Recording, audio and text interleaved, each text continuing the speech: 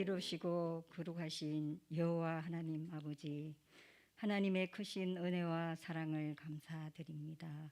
코로나19로 인해 많은 것들이 단절되어 있고 변화하는 문화 속에 복음 전하기가 쉽지 않은 이때 전도 교육을 통하여 우리의 영과 육을 새롭게 하여 주시고 식어져 가던 가슴에 전도의 불을 다시금 붙여주시고 전도의 영성을 계속 유지해 갈 수 있도록 인도하여 주시니 감사드립니다.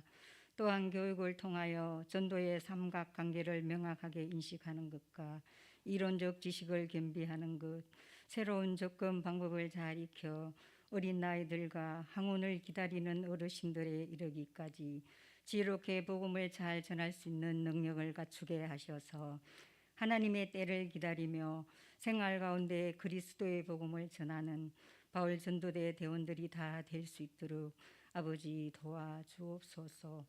귀한 강의를 준비하셔서 세우신 이현석 목사님, 많은 사역들 가운데 피곤치 않으시도록 영육간의 강건함을 더하여 주옵시며 은혜의 샘물이 항상 솟아오르는 목회를 하실 수 있도록 인도하여 주옵소서.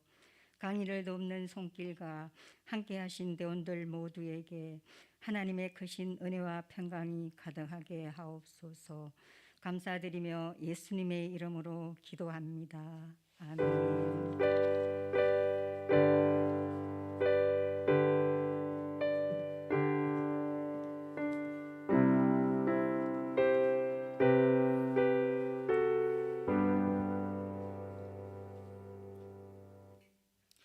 반갑습니다. 네, 잘 지내셨습니까? 이제 완연한 봄이 된 것 같고요. 물론 약간 오늘도 날씨가 추웠지만 이제는 봄에서 여름으로 나아가는 것 같습니다.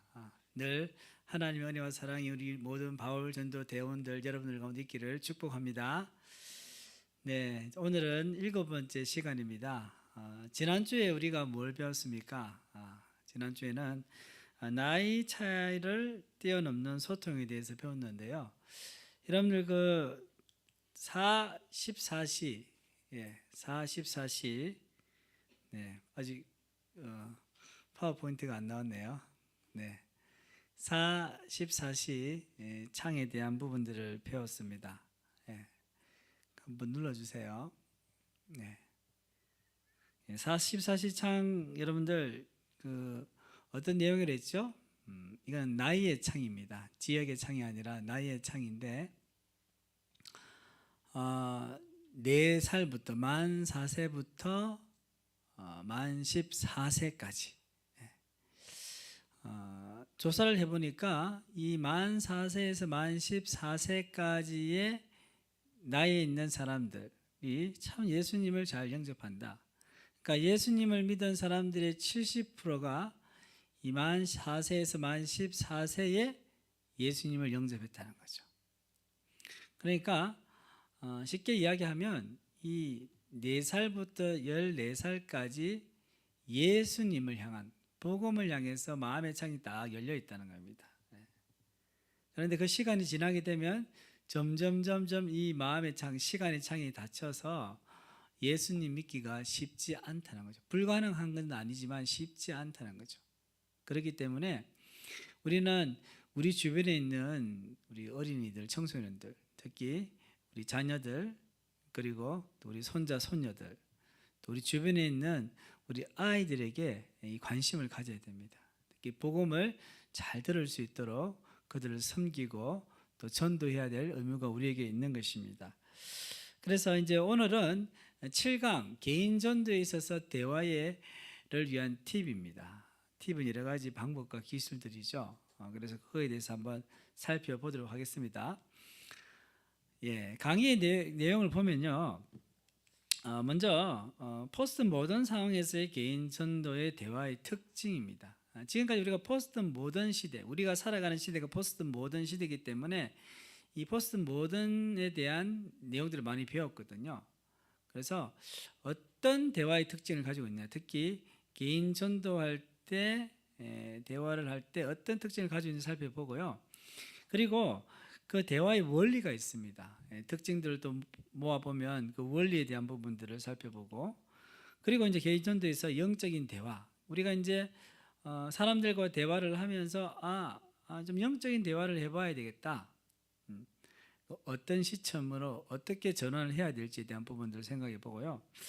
그리고 이제 전도를 하다 보면 이제 또 전도 대상자들로부터 반대 의견이 나옵니다. 우리가 예기치 못한 그런 질문을 받기도 하고요. 또 복음에 대해서 거부하거나 또 보류하는 그런 상황들을 직면할 때 어떻게 해야 될지, 그리고 결신 준비 상태를 파악하는 거. 이제 좋은 대화들이 이어가고요. 영적인 대화들이 이어갔을 때 정말 이 사람이 결신할 준비가 되었는지를 어떻게 파악할 것인지, 그리고 개인전도에서 구원으로 초대하는 부분들에 대해서 한번 순서대로 살펴보도록 하겠습니다. 자, 포스트 모던 상황에서 개인 전도의 대화의 특징, 첫 번째는요, 다수의 만남, 더 적은 단일 만남. 이게 다수의 만남이라는 건 뭡니까? 자주 만나야 된다는 거죠. 그러니까 복음 전도는 순간의 사건이라기보다는요, 과정입니다. 그래서 우리가 전도에 대해서 그 관점을 가지는 게 중요한데, 과정이다. 영어로 하면 프로세스죠. 이 진행 과정이라는 것을 우리가 늘 염두에 두어야 될 것 같습니다. 그래서 우리가 생각해 볼 때 예수 그리스도를 믿으려면 2번 이상, 한 번이 아니고 2번 이상 예수 그리스도의 복음과 마주쳐야 된다는 거죠. 흔히들 이야기하죠. 평균적으로 예수님 믿은 사람들에게 물어보면 한 18번 이상 그런 복음을 마주치는, 복음을 듣거나 교회에 가자라는 거나 여러 가지 이야기를 듣게 되는 거죠. 그리고 마케팅 전문가들은 이렇게 이야기합니다. 어떤 사람이 실제로 제품을 사기까지는요, 6번에서 7번에 걸쳐서 제품 정보를 접한다고 합니다. 그래서 우리가 텔레비전을 보거나 여러분들 인터넷 보면요, 광고가 많이 뜨죠. 한 번 보고, 2번 보고, 3번 보고, 4번 보고. 그러다 보면 소비자들이 관심을 가지게 되고요. 정말 좋은가 싶어서 그 물건을 사게 된다는 거죠. 그렇기 때문에 복음을 전할 때도 내가 한 판에 결론 내겠다, 이 사람 교회 데리고 가겠다, 결신시키겠다, 이런 생각은 우리가 버려야겠죠. 그리고 두 번째는요, 수신자 중심으로 우리가 대화를 해야 합니다. 그러니까 과거에는요, 전도자가 복음 메시지를 전도 대상자에게 전하는 것에 관심이 많았어요. 그 사람이 어떻게 반응하든 나는 전하면 되는 거예요. 근데 지금 시대는 그렇게 하면 잘 되지 않습니다. 지금 시대는 어떻게 해야 됩니까? 즉 수신자, 전도 대상자가 우리가 전하는 복음 메시지에 어떻게 반응하는지, 그리고 가는지를 잘 봐야 되는 거예요. 그래서 이런 질문을 던져볼 필요 있죠. 전도 대상자가 복음 메시지와 나에게 어떻게 반응하는가? 우리가 사람을 만났을 때 내가 전하는 말, 또 내가 던지는 질문, 그 나에 대해서 어떻게 반응하고 응답하는지에 대해서 관심을 가져야 된다는 거죠. 그리고 전도 대상자가 복음 메시지를 잘 따라오는지도 확인해 볼 필요가 있습니다. 특별히 전도 대상자의 비언어적인 부분들, 그러니까 얼굴 표정이라든지 얼굴을 미소를 짓고 있다, 아니면 뭔가 좀 싫은 표정을 하고 있다든지, 아니면 자꾸 시계를 본다든지, 이랬을 때는 어떻습니까? 내가 전하는 복음을 제대로 안 듣고 있다고 우리가 할 수 있겠죠. 그런 비언어적인 부분들도 파악해 볼 필요가 있습니다. 세 번째는 덜 독백적이다. 쉽게 말하면 대화적이라는 거죠. 그러니까 이제는 일방적으로 뭔가를 내 이야기를 전달하기보다는 내 이야기를 하면 상대방의 이야기를 듣고 주고 받고 하는 대화적으로 복음을 제시해야 됩니다. 그래서 그런 과정을 통해서 우리가 복음을 경험하게 해야 됩니다. 단순히 어떤 지식을 정보하기보다는 지식을 제공하기보다는 우리가 그 사람과 나누는 대화를 통해서 그 사람이 복음을 경험할 수 있도록 해야 되겠죠. 그리고 네 번째는 복음 이야기입니다. 적은 복음 설명. 우리가 이제 전도 훈련학교에서 배우는 복음 제시 전문도 사실 보면은 물론 거기에 이제 예화도 들어가 있지만 복음 설명이 많습니다. 그래서 복음 설명을 이렇게 하는 것도 복음에 대한 이해도 좋지만 요즘 시대 사람들은 그것보다 더 복음 이야기를 듣기를 원하는 이야기를. 그러니까 성경에 참 많은 이야기들이 있습니다. 그렇기 때문에 우리가 하나님의 사랑을 이야기할 때도 왜 하나님이 우리 인간을 사랑하는지에 대한 이야기를 해줘야 돼요. 이야기를. 인간이 왜 죄인인지에 대한 성경의 이야기를 해줄 필요가 있다는 거죠. 당신은 모든 인간은 죄인입니다. 왜 죄인인지에 대한 이야기를 성경 이야기를 가지고 나올 수도 있겠죠. 그래서 중요한 포인트는 어떤 지식을 전하기보다는 스토리를 이야기해라. 그리고 성경의 이야기 플러스 나의 개인 감정도 중요한 포인트를 가지고 합니다. 그 다음에 다섯 번째는 이야기죠. 이야기. 아까 이제 복음 이야기를 했는데 여기서는 명제적으로 전하기보다는 이야기인데 이제 뭐 성경에 대한 이야기를 잘 모르는 사람들도 많고요. 그리고 나의 스토리를 가지고 있죠. 그래서 이렇게 또 이야기해 볼 수 있겠죠. 이 세상을 살아가는 모든 사람들은 인생의 무거운 짐을 지고 살아갑니다. 이거는 다 공감하는 이야기잖아요. 그래서 뭐 학생들 어린아이가 태어나서 자라면 학생이 되고 학생이라는 또 학업에 대한 무거운 짐을 가지게 되고 직장 생활하게 되면 또 무거운 짐이 있죠. 결혼을 하면 좋지만 결혼하게 되면 가족을 부양해야 되고 자녀를 키워야 되고 온갖 많은 짐들을 가지고 있는데 라고 우리의 이야기를 하면서 결국 어떤 이야기를 할 수 있습니까? 이런 많은 짐을 지고 가고 있는데 우리가 가장 무겁고 힘든 짐은 무슨 짐이냐? 죄의 짐이다. 그래서 성경에 보면 수고하고 무거운 짐진 자들아 다 내게로 오라 내가 너희를 쉬게 하리라 고 말씀하고 있다라고 하면서 죄에 대한 이야기를 해나갈 수 있겠죠. 그래서 이렇게 우리가 스토리로 복음을 전하는 것이 중요하고요. 그리고 여섯 번째는 좋은 질문을 묻는 겁니다. 그러니까 예수님에 대해서 우리가 막 이야기해주고 또 어떤 지식을 정보해주는 것도 좋아요. 그런데 한편으로 또 뭘 해야 되냐? 좋은 질문을 던지는 게 중요합니다. 자, 그래서 우리가 이제 질문을 던지는 이유는요. 일단은 그 사람들의 영적인 상황을 잘 파악하기 위해서요. 얼마나 마음의 문이 열려 있는지, 그들의 상황이 어떤지, 얼마나 인생이 고달픈지, 아니면 편안한지, 그리고 그 문화적인 배경도 파악할 수 있고요. 그래서 이게 질문을 던짐을 통해서 파악을 하고, 그러다 보면 이제 우리가 이제 그 사람들에게 복음을 전할 수 있는 기회를 포착하게 되는데, 예를 들면 이런 겁니다. 이제 암 수술 앞둔 친구가 있어요. 자, 암 수술 앞둔 친구에게 어떤 질문을 던지면 좋겠어요?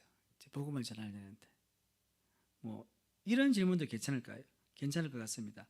만약 하나님이 계시다면 그 친구는 예수님을 알면 하나님 안 믿으니까 그렇지만 만약에 친구야 하나님이 계시다면 수술실에 들어가기 전에 어떤 기도를 드리고 싶니? 라고 한번 질문을 던져보는 거죠.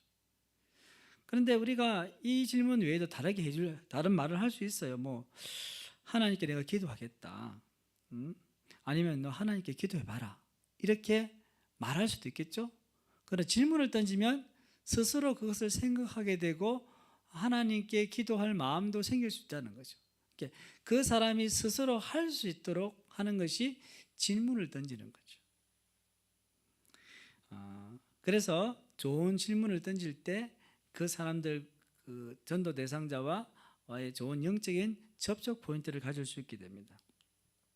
그리고 공동체 통합, 개별적 고립이 아닌. 그러니까 이 부분은 뭐냐면 이 포스트 모던 시대는요.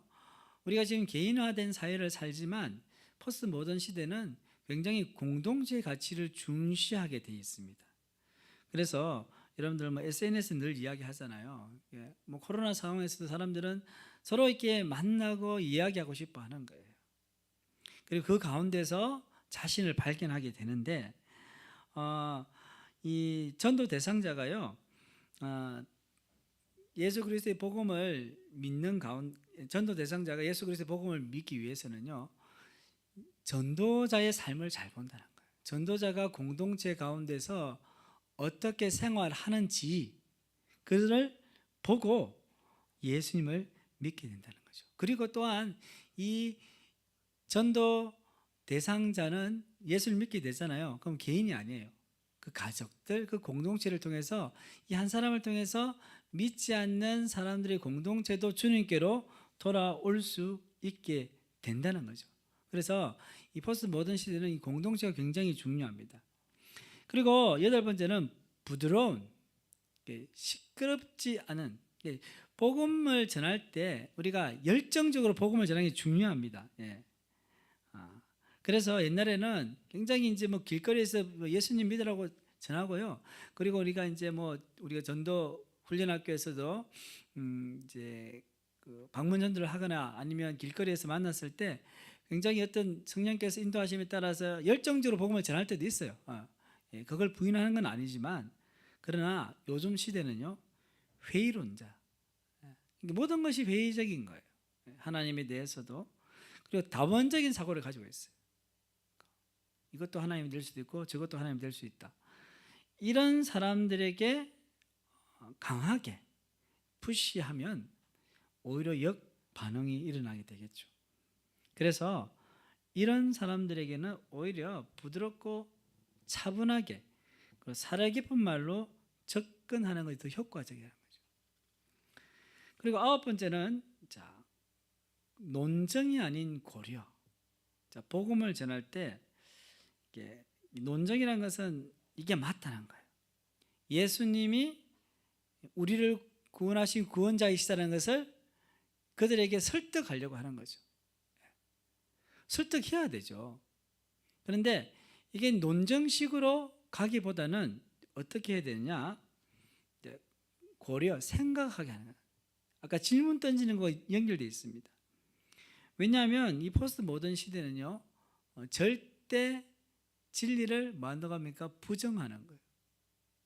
절대적인 진리가 없다고 이 사회 가치가 되어 있기 때문에 이 시대 사람들은 굉장히 관용적입니다. 이것도 좋고 저것도 좋고 또 새로운 것도 좋은 거예요. 그래서 다 똑같이 보고는 내가 그 중에 하나를 선택한다고 생각하는 거예요. 그렇기 때문에 우리가 복음을 전할 때 우리는 절대 진리를 믿고 예수 그리스도가 오직 우리의 구원의 길이라는 것을 믿고 있지만 그들에게 나아갈 때에는 방식을 어떻게 해야 된다고요? 그들에게 생각할 수 있도록 해줘야 된다는 거죠. 그래서 그렇게 될 때 그들이 자신이 가지고 있는 믿음 체계를 모순을 한번 생각해 볼 수 있게 되는 거죠. 그렇지 않고 강요하게 되면 처음부터 복음에 대해서 문을 닫게 되는 거죠. 그렇기 때문에 논정하기보다는 그 사람이 생각할 수 있는 시간을 주는 게 굉장히 중요할 것 같습니다. 그리고 열 번째는 이제 가이드 투어, 티켓 세일이 아닌 가이드 투어다. 티켓 세일 하면 여러분들 이제 만약에 우리가 태국에 여행을 간다고 했을 때 태국 여행 티켓을 파는 거예요. 팔면 티켓을 산 사람이 태국 여행 가겠죠. 옛날 전도 방식이 그랬다는 거예요. 그러니까 예수님을 전해서 결신하면 되는 거예요. 그게 굉장히 이렇게 강조됐던 부분인데 가이드 투어는 뭐냐면 함께 태국 여행을 가는 거예요. 가서 그들과 함께 걷고 그들과 함께 맛있는 것도 먹고 좋은 것도 보면서 함께 대화 나누면서 여행을 하는 거예요. 그러니까 전도도 마찬가지예요. 전도도 교회 가자, 예수님 믿어야 전국 간다 라고 던져놓지 말고 그들의 일상의 삶 가운데 들어가야 되는 거예요. 그리고 가이드가 뭡니까? 함께 하는 거잖아요. 설명해 주는 거잖아요. 그러니까 내가 먼저 예수님을 믿었기 때문에 내가 지금 천국 길을 가고 있는데 함께 가자는 거죠. 함께 가면서 다양한 대화들을 나눌 수 있습니다. 그래서 우리는 지금 시대에는요, 이처럼 가이드 투어처럼 우리 주변에 있는 우리 가족들이라든지 그리고 친구들, 이웃들과 관계를 잘 맺으면서 그들의 일상 가운데 들어가야 되는 거예요. 그러려면 여러 가지 이제 이야기들을 나누게 되겠죠. 그럼 그들의 고민도 들어주게 되고 그런 이야기를 통해서 내가 믿는 예수님을 나타낼 수 있는 것입니다. 그리고 11번째는 보다 초자연적 소규모 세일. 이게 이제 어떤 의미냐면요. 예전에는 대대적으로 복음을 전하는 상황들을 많이 연출했어요. 공식적으로 예수님을 영접하고 막 그렇게 했는데 이 초자연적이란 뭐냐면 신비적이고 기적적인 사건을 의미합니다. 우리가 복음을 전할 때요. 비공식적이지만 우리가 사람들을 만났을 때 어려움이 있어요. 어떤 사람이 아파요. 그러면 우리가 그를 위해서 기도해 주는 거죠. 우리가 사실 바울 전도대 대원들도 그런 경험들을 많이 했지 않습니까? 현장에서 누가 아프다면 바로 기도해 주고 바로 그런 것입니다. 그렇게 해서 우리가 초자연적인 그런 기적적인 사건들, 기도의 놀라운 응답들을 통해서 우리는 복음을 전할 필요가 있는 것입니다. 그리고 12번째는 보다 더 세상적인 유익, 더 적은 영원한 유익. 이렇게 보면 좀 오해할 수 있는데요. 내세적인 그런 천국 영생이 중요하지 않다는 의미가 아닙니다. 지금까지 우리가 복음을 전할 때 너무 내세지향적으로 복음을 전했다는 거죠. 그래서 예수 믿고 천국 가자 이렇게 이야기했잖아요. 예수 믿고 천국 가자. 그런데 요즘 시대 사람들은요. 내세보다는 현세에 관심이 더 많아요. 그래서 우리가 복음을 전할 때 내세의 천국 영생을 얻는 것을 이야기하면서 동시에 또 뭘 강조해야 돼요? 현세에 풍성한 삶이 있다는 것을 이야기해 줘야 되는 거예요. 예수님 믿게 되면 우리가 지금 이 시간, 이 시대를 살아가면서 하나님으로부터 은혜를 누리게 되고 천국의 삶을 누리게 된다는 사실을 강조해서 이야기해 주고 내가 경험한 그 풍성한 삶을 믿지 않는 자들에게 나눠주는 거죠. 그리고 그 경험을 간증하는 것입니다. 마지막 13번째는 뭐냐면요. 씨를 심는 더 많은 시간. 그 뒤에는 뭡니까? 더 적은 수확 시간 비율. 이 말은 무슨 말입니까? 예전에는 쉽게 어떻게 보면은 복음 전하기가 지금은 훨씬 더 쉬웠다고 할 수 있어요. 그리고 지금 70년대, 80년대, 90년대 이렇게 우리나라가 산업이 발전하고 이런 가운데 교회도 함께 부흥을 했는데요. 그때 보면 정말로 많은 분들이 정말로 한 사람이 예수님 믿으면 가족이 다 교회 나와서 예수님 믿는 놀라운 역사들이 많았거든요. 그런데 지금은 어떻습니까? 점점점 예수 믿는 사람들 적을 뿐만 아니라 믿고 있는 사람들 중에서도 교회를 나오지 않는 경우가 많습니다. 그 말은 시대가 바뀌고 있다는 거죠. 어떻게 해야 될까요? 우리가 복음을 전하는 일, 씨를 뿌리고 복음의 씨를 뿌리고 물을 주고 가꾸는 일에 더 많은 수고를 해야 된다는 거예요. 씨를 심는데 더 많은 시간을 가져야 된다는 거죠. 그러니까 아까 제가 말씀드린 것처럼 일상생활 속에서 우리가 믿지 않는 사람들과 어떤 관계를 맺는지가 중요한 거예요. 그러니까 우리가 바울 전도대에서 예전에 화, 목, 토 이렇게 나가 전도했잖아요. 보통 우리가 낯선 사람을 만나는 경우가 많죠. 그럼 우리가 전도 어떻습니까? 일주일에 한 번 정도 낯선 사람 만나 복음 전하는 것, 그것도 쉽지 않은 일이지만 그것을 통해서 우리가 영적인 위로를 가지고 있어. 내 전도했다. 그런데 이제 거기서 더 나가야 되는 거예요. 내 주변에 있는 이웃들과 일상의 삶 속에서 관계를 맺으면서 그들과 대화를 나누면서 살아가는 그 삶이 전도가 되어야 된다는 거죠. 그러려면 어떻게 합니까? 씨앗을 더 많이 심어야 되겠죠.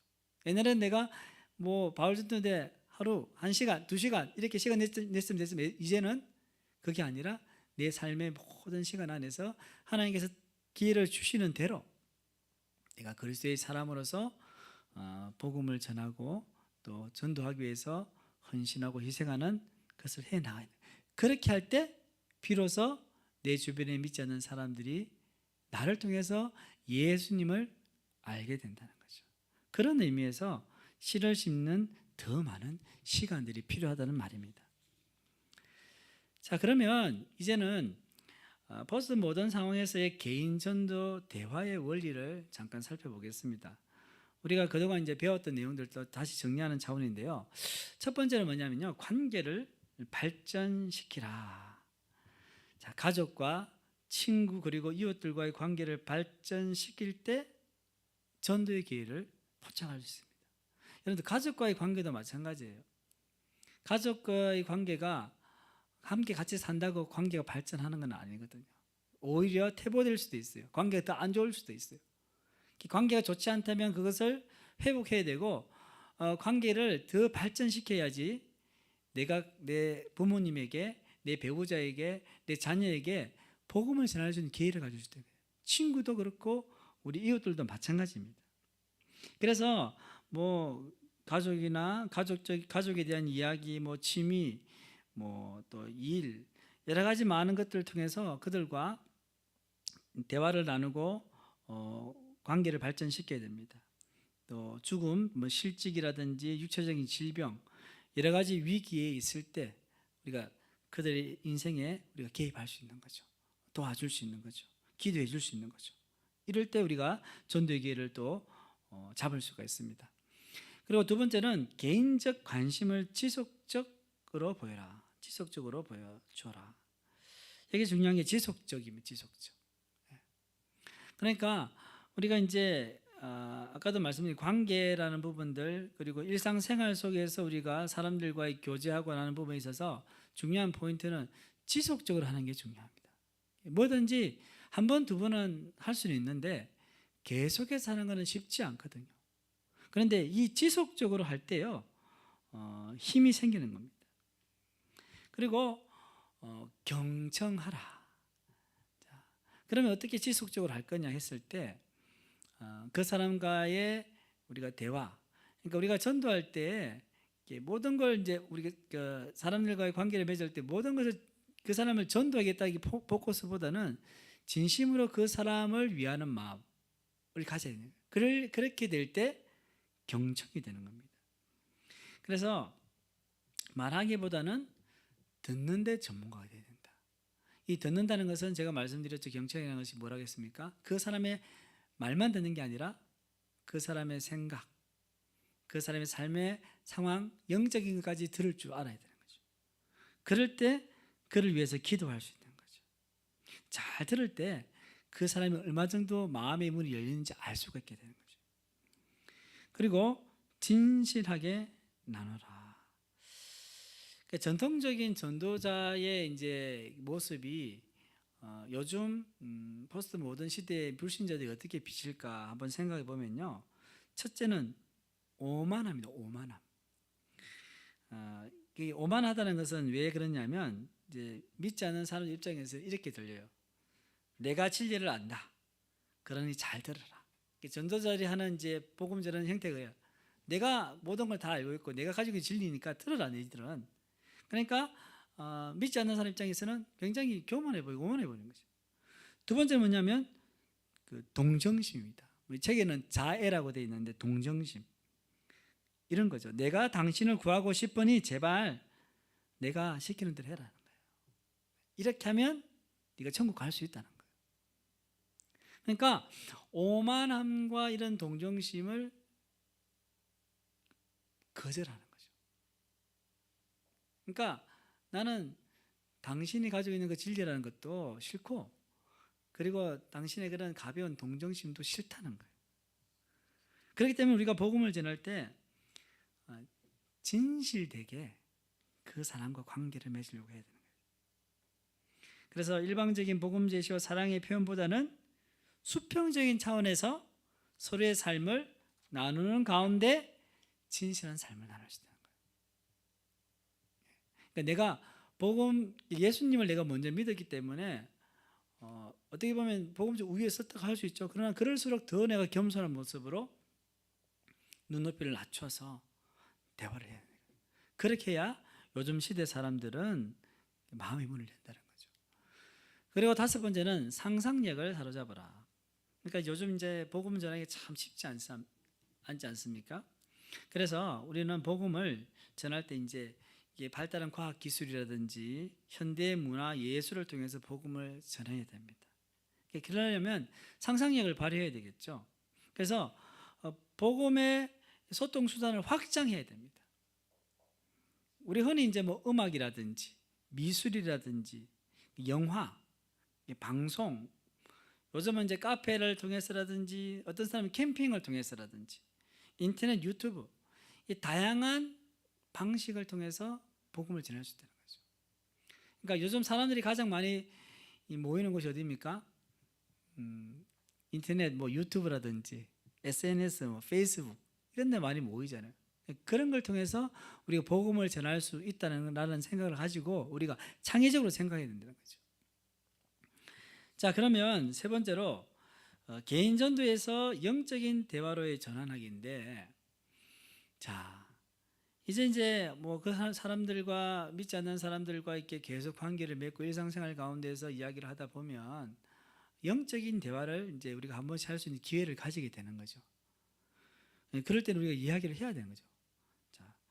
자, 그래서 우리가 알아야 될 게 뭐냐면요, 사람들은 영적인 것에 관심이 있다라는 것을 알고 계셔야 돼요. 그러니까 항상 세속적인 이야기를 하거나 아니면 뭐 복음과 상관없는 일반적인 우리가 대화를 할 수도 있지만, 그래서 저 친구는 영적인 것에 별로 관심 없을 거야. 근데 알고 보면 모든 사람은 다 영적인 것에 관심이 있어요. 지난주에 제가 그런 말씀을 드렸죠. 영성이란 게 자기 존재의 정수를 발견할 수 있게 하는 내적인 길이다. 모든 사람은 자기 존재에 대해서, 내가 누군가인가에 대해서 항상 고민하는 거예요. 그리고 인생의 궁극적인 목적이 뭔가에 대해서 문득문득 생각을 하는 거예요. 그런 생각을 가지고 있기 때문에 우리는 던져볼 수 있는 거죠. 여러분들, 우리를 둘러싸고 있는 여러 가지 이제 상황들을 보면, 뭐 우리가 듣는 매스컴이라든지 영화라든지 다양한 매체를 통해서 뭐 우주의 기원이라든지 생명의 기원, 뭐 죽음과 내세, 아니면 뭐 마귀와 귀신, 뭐 신비적인 현상에 대한 뭐 영화라든지 소설들 우리가 보게 되잖아요. 그런 것들이 왜 이렇게 나올까요? 다 그 영성적인 부분이에요. 그런 부분들이 모든 사람들이 공감하고 가지고 있기 때문에 우리는 언제든지 영적인 부분에 대해서 대화를 나눌 수가 있다는 거죠. 그래서 이제 한 번씩 질문을 던져볼 필요가 있고요. 그래서 이제 두 번째는 영적 대화를 위한 과도기적인 질문을 한번 살펴보면요. 첫 번째는, 당신은 어떻게 그런 결론을 내렸습니까? 어떤 사람이 중요한 일 가운데 어떤 결론을 내릴 수 있지 않을까요, 그죠? 그러면 함께 이제 뭐 친한 친구니까 함께 고민도 하고 그동안 이제 뭐 조언도 해주고 했을 거 아니에요. 근데 어떤 최종 결론을 내렸어요. 그럼 어떻게 그런 결론을 내렸는지 물어볼 수 있겠죠. 그러면 그 사람이 그 결론을 어떻게 그렇게 내릴 수밖에 없었던 이유를 설명하겠죠. 그럼 자기 인생을 건 부분이기 때문에, 그러면 우리 전도자는 그 이야기를 잘 듣고 공감해주고 뭘 해야 될까요? 나라면 너의 그런 결론에서 나는 이렇게 했을 것이라고 하면서 기독교적인 관점에서 이야기해 줄 수 있는 여지를 가지게 된다는 거죠. 뭐 이런 질문도 괜찮겠죠. 누가 당신의 삶에 가장 큰 영향을 미쳤습니까? 모든 사람마다 다 그런 영향을 미친 사람들이 있는데, 우리 예수 믿는 사람들도 또한 그렇죠. 여러 사람이 있겠지만 특히 예수 믿는 사람들은 예수님, 아니면 또 어떤 목사님이 될 수도 있겠고, 그러면서 자연스럽게 신앙적인 부분을 이야기할 수 있겠죠. 그리고 여기 이 땅에서 우리의 목적은 무엇이라고 생각하십니까? 이러면 좀 머리가 아플 수도 있지만 한번 생각해 볼 수 있는 그런 문제입니다. 그리고 당신은 사람이 죽으면 어떻게 된다고 생각하십니까? 이 내세에 대한 질문이죠. 죽음에 대한 것이죠. 평소에는 잘 생각하지 않는 질문이에요. 가까운 사람이 죽거나 했을 때, 또 그런 상황들이 있을 때 던질 수 있는 좋은 질문이라고 생각됩니다.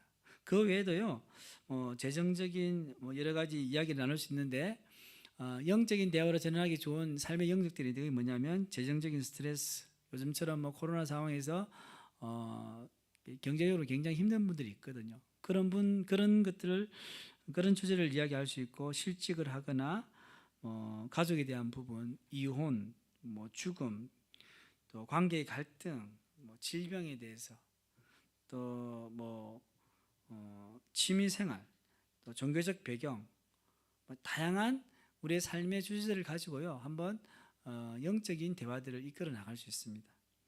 그래서 이런 부분에 대해서 내가 이제 먼저 좀 정리가 되어야 되겠죠. 그래서 그런 부분들을 여러분들이 전도 현장에서 질문을 던졌으면 좋겠습니다.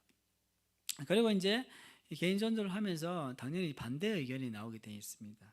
자, 반대 의견의 형식들은요, 여러분들 전도훈련학교 배우신 분들 아시겠지만 보통 이제 순수하게 질문을 던지는 경우가 있죠. 잘 몰라서 질문을 던지는 경우도 있고요. 때로는 굉장히 이제 부정적인 진술을 하는 경우도 있어요. 교회에 대해서라든지 아니면 복음에 대해서, 그리고 아예 대화의 주제를 다른 데로 돌리려고 하는, 더 이상 복음에 듣고 싶지 않는 그런 상황도 있습니다.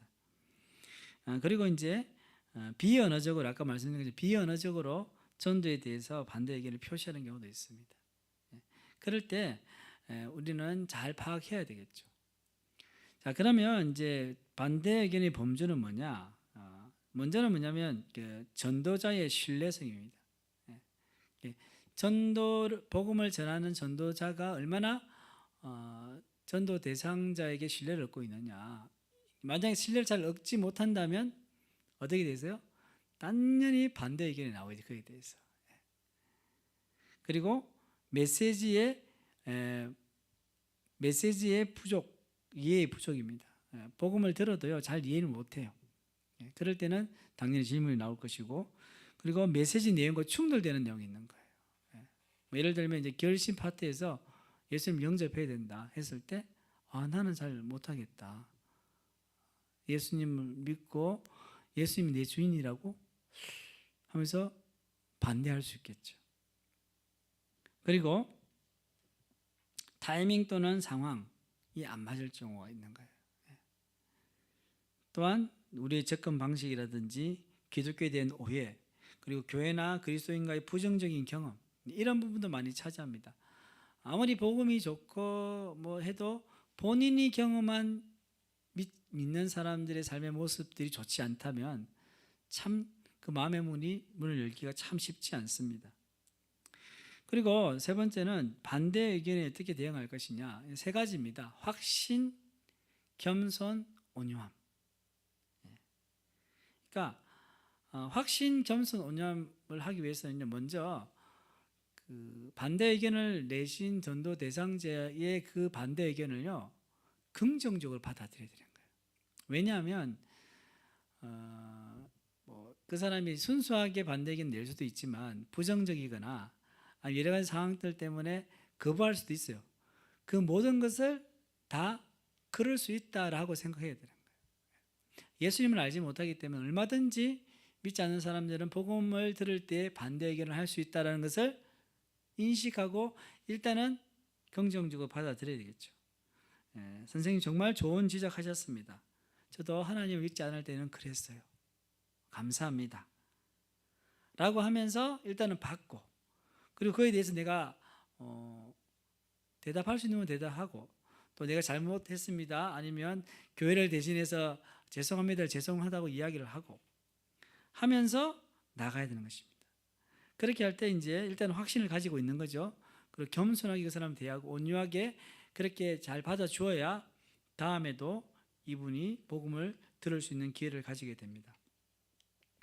다섯 번째는 개인 전도에서 결신 준비 상태 파악입니다. 자, 첫 번째는요, 결신의 단계로 넘어가기 전에 허락을 받아라. 이거 여러분들 우리가 전도 훈련학교 복음 제시일 때 늘 있는 거죠. 항상 단계를 넘어가기 전에 더 이야기해도 되는지, 질문해도 되는지 물어보는 겁니다. 그래서 이렇게 허락을 받게 되고요. 그 다음에는 결신이 그리스도를 믿고 따르기로 결단하는 헌신임을 명확하게 해야 됩니다. 우리 이제 복음 전도 훈련학교에서 하는 복음 제시 전문에 이 부분이 좀 약해요. 이게 뭐냐면 우리가 이제 예수님 믿으면 천국 영생 얻는다고 이야기하잖아요. 하나님 복을 받게 되고 은혜를 잊게 된다 이야기를 하지만 예수님 믿고 나서 예수님을 내 인생의 구원자요, 나의 인생이 나의 주인이시고 그 말씀을 따라 순종해야 된다는 것, 내 삶을 하나님께 드려야 된다는 부분들을 강조하지 않는 경우가 많다는 거죠. 그런데 우리가 복음을 전할 때 이 부분도 분명하게 이야기를 해줘요. 이런 힘든 거 이야기하면 예수님 안 믿으면 어떡하지? 라는 우리 마음에 좀 걱정이 있죠. 그럼에도 불구하고 처음부터 정확하게 복음을 제시해 줄 필요가 있다는 거죠. 왜냐하면 여러분들 그 재물 많은 청년 그 이야기가 마태복음에 나오는데요. 이 재물 많은 청년이 예수님께 나와서 이렇게 물었어요. 내가 무슨 선한 일을 해야 영생을 얻으리까? 그러니까 예수님께서 내가 생명이 들어가면 계명을 지키라고. 그래서 청년이 이야기합니다. 선생님, 제가 계명을 다 지켰습니다. 어떤 계명을 지켜야 됩니까? 그러니까 예수님께서 살인하지 말라, 가늠하지 말라, 도둑질하지 말라, 거짓 증언하지 말라, 내 부모를 공경하라, 내 이웃을 내 몸같이 사랑하라 하니까 아이고 예수님, 제가 다 지킨 것 같은데요. 뭐가 또 부족하겠습니까? 라고 하니까 예수님께서 내가 온전하고자 할진대 가서 내 소유를 팔아 가난한 자들에게 주라. 그리하면 하늘에서 보화가 내게 있으리라. 그리고 와서 나를 따르라 한 거예요. 그때 청년이 어떻게 했습니까? 예수님 알겠습니다 했습니까? 아닙니다. 돈이 많아서 고민하다가 집으로 돌아갔어요. 그래서 마태복음 19장 22절을 보면 그 청년이 재물이 많음으로 이 말씀을 듣고 근심하여 가냐고 했습니다. 그러니까 예수님을 믿고 하나님 믿는 것도 좋지만요, 그의 합당한 헌신, 내 삶을 내어드리는 부분이 있다는 거죠. 그것을 우리가 전해야 되고요. 그리고 강단의 구원 초청, 영어로 하면 알트 콜이라고 하는데 이게 뭐냐면 흔히 이야기해서 우리가 이제 전도 현장에서 결신을 자꾸 시키려는, 예수님 영접시키려는 이런 부분에 대해서 주의하라는 거예요. 예수님을 영접하고 결신하는 건 굉장히 중요한 사건이죠. 그런데 왜 주의해야 되느냐? 조금 전에 제가 말씀드린 거 연결되는 것입니다. 그러니까 예수님을 믿는 것에 대한 복과 은혜뿐만 아니라 순종과 헌신도 강조해야 되는데 좋은 것만 이야기하고 달콤한 것만 이야기하고 응당히 치료해야 될 책임과 헌신을 이야기하지 않고 그냥 예수님 믿으라고 하면 안 된다는 거죠. 그래서 이런 부분들을 동일하게 순종해야 되고 헌신해야 된다는 부분들을 동일하게 이야기해야 올바른 믿음을 가질 수 있게 되는 것입니다. 그래서 여섯 번째 이제 개인 전도에서 구원으로 초대하기는 이제 이제 결신하겠다 하면 결신하게 되겠죠. 영접 기도문을 통해서 예수님을 영접하게 됩니다. 그래서 예수님을 영접한다는 것은 뭡니까? 예수님을 내 인생의 구원자요, 나의 구원자요, 그리고 나의 주인으로 영접하는 거죠. 그래서 우리가 예수님을 구원자로 영접했다면요, 나를 죄에서 구원해 주신 분이시죠. 그 예수님이 지금도 내 인생을 책임지시고 내 문제 가운데서, 내 어려움 가운데 나를 구원해 주시는 분으로 믿어야 된다는 거죠.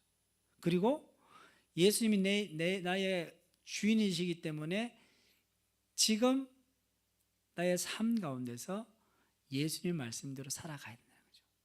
그래서 구원으로 초대했지만 우리 신앙 거기부터 시작되어서 계속해서 주님께 앞에 서는 날까지 이 신앙의 여정이 계속 이어져야 된다는 거예요. 예수님 믿고 이제 구원받았으니까 항상 해피하는 게 아니라 이제부터는 여러분들 이제 우리 지금 출애굽기 큐티를 하잖아요. 이제 홍해를 건너서 출애굽했잖아요. 출애굽한 상태가 예수님 믿은 거예요. 이제는 어디를 가야 돼요? 광야를 걸어가야 돼요. 나중에는 가나안 땅 가야 되는데 이 광야라는 세상 가운데 하나님 믿는 게 쉽지 않거든요. 얼마나 힘들고 어려운 일이 많습니까? 세상에 많은 유혹들이 있는데 진짜 내가 예수님 믿는다는 것을 이 광야 생활을 통하여서, 이 세상 생활을 통하여서 우리 주님께 보여드려야 되는 거죠. 그래서 우리가 복음을 전할 때 이런 비전을 가지고 전도를 했으면 좋겠습니다. 이제 앞으로 이제 3주가 남았는데 여러분들 이제 다음 주에는 아마 이제 전도할 때 장애물 제거에 대해서 배울 거게 될 거고요. 그래서 우리 이번 주에도 여러분들 삶의 현장 가운데 특별히 일상생활 가운데서 만나는 사람들, 뭐 가족이든 또 친구든 이웃이든 이런 관점에서 한번 말을 한번 던져보시고 질문도 던져보시고 한번 이야기를 나눠보세요. 그렇게 될 때 우리가 복음을 전할 수 있는 포인트라든지 아니면 적적 정도를 발견할 수 있게 될 것입니다. 자, 그럼 함께 기도하는 시간을 가지도록 하겠습니다. 여러분들 이제 먼저 기도할 것은요. 첫 번째는 일상 가운데 개인 전도 대화를 통해 복음을 전하는 전도자가 되게 하옵소서. 우리 담임 목사님께서 굉장히 강조하시는 부분이죠. 그러니까 일상생활 속에서 우리가 하나님을 의식하며 생활한다면 일상생활 속에서도 누구를 만나든지 복음을 전할 수 있다는 거죠. 그런 전도가 될 수 있게 기도하시길 바라고요. 두 번째는 오래 전도하기를 원하는 대상자를 위해 기도합시다. 여러분들 가족이든 또 친구든 지인이든 전도 대상자 있으실 거예요. 위해서 기도해 주시고, 그리고 세 번째는 코로나 상황 속에 힘들어하는 불신자들이 있습니다. 이들이 복음으로 나올 수 있도록 기도해 주시고, 마지막으로는 한국교회가 사랑과 섬김으로 신뢰성을 회복하고 복음의 문이 열릴 수 있도록 우리 합심으로 기도하도록 하겠습니다. 하나님 아버지, 참으로 감사드립니다. 하나님, 우리가 일생 가운데서 그리스도의 복음을 전할 수 있도록 도와주옵소서. 우리가 개인의 전도 대화를 통해서 복음을 전하기를 원합니다. 하나님 아버지, 일상 가운데 늘 하나님을 의식하기를 원합니다. 하나님을 바라보기를 원합니다. 그래서 하나님 아버지, 주님을 믿지 않는 사람들 가운데 우리 마음의 문을 열게 하여 주시옵소서. 그들의 목소리에 귀를 기울이게 하시고 그들의 마음에서 들리는 소리에 귀를 기울이게 하여 주옵소서. 먼저 기도하기를 원합니다. 오래 전도하기를 위해서 정한 전도 대상자들이 있습니다. 내 가족들이 있습니다. 내 배우자가 있고 내 부모님이 있고 내 형제들, 우리 자녀들이 있습니다. 주님, 그들이 예수님이기를 원합니다. 친구들과 지인들, 안타깝게 하나님 세상 가운데 방황하는 자들이 많이 있습니다. 주님, 그들이 주님을 만날 수 있도록 하나님 은혜를 다하여 주시옵소서. 하나님 아버지, 코로나 상황 속에서 힘들어하는 불신자들이 많이 있습니다. 정제적 고통 가운데 있습니다. 낙심과 절망 가운데 자들이 있습니다. 주여, 그들이 예수님께로 나올 수 있도록 은혜를 다하여 주시옵소서. 교회가 그 일을 잘 감당할 수 있도록 주님 도와주시기를 원합니다. 하나님, 한국교회가 사랑과 섬김으로 신뢰성을 회복하고 복음의 문이 다시 열릴 수 있도록 하나님 은혜를 다하여 주옵소서. 우리 믿는 사람 한 사람이 삶의 현장 가운데서 그리스도의 사랑을 전하기를 원합니다. 다른 사람을 배려하는 마음을 허락하여 주시옵소서. 그들을 섬기게 하여 주시옵소서. 낮은 마음으로, 겸손한 마음으로 세상 가운데 살아갈 수 있도록 하나님 은혜를 다하여 주옵소서. 주님, 저희들 바울 전도들을 기억하여 주옵소서. 우리 모든 대원들 한 사람 한 사람 삶의 현장 가운데 함께하여 주옵소서. 전도를 열심히 하고 싶으나 마음껏 하지 못한 우리의 삶을 상황하시는 주님께서 도와주시고 더욱더 열정적으로 복음을 전할 수 있는 저희들 될 수 있도록 하나님 은혜를 다하여 주시고 성령으로 충만케 하여 주시옵소서. 우리를 변화시키시는 주님을 하나님이 갈망합니다. 주님의 은혜를 갈망합니다. 주님 도와주시고 주님 새롭게 해주시옵소서.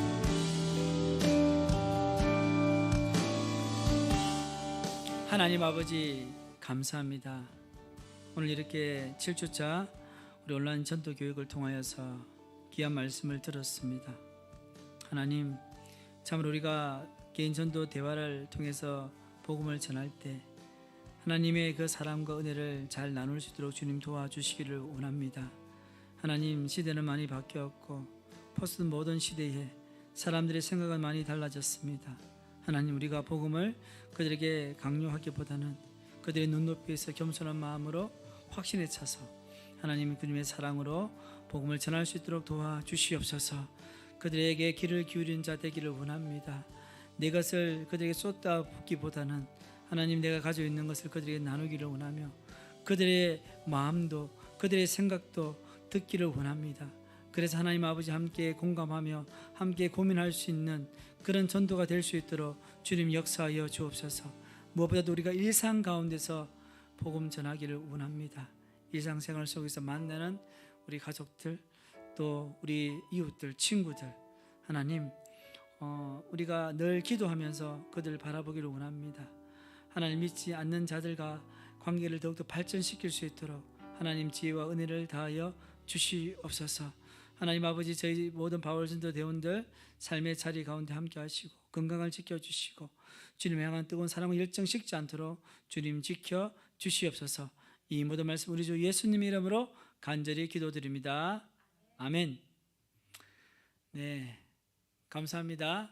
오늘도 이렇게 귀한 강의 참여해 주셔서 감사드리고요. 한 주도 주님 안에서 승리하시길 바랍니다. 샬롬. 네.